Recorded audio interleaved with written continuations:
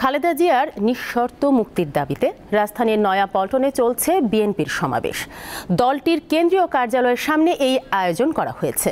সমাবেশের অংশ হিসেবে বৃষ্টি উপেক্ষা করে সকাল থেকে মিছিল নিয়ে বিএনপির ও এর অঙ্গ সংগঠনের নেতাকর্মীরা সেখানে উপস্থিত হতে থাকেন। এরই মধ্যে সমাবেশস্থল কানায় কানায় পূর্ণ হয়ে গেছে। অনুষ্ঠানের প্রধান অতিথি বিএনপির মহাসচিব মির্জা ফখরুল ইসলাম আলমগীর। খালেদা জিয়ার নিঃশর্ত মুক্তির দাবিতে ঘোষিত 3 দিনের কর্মসূচির অংশ হিসেবে আজ এই সমাবেশ করছে বিএনপি।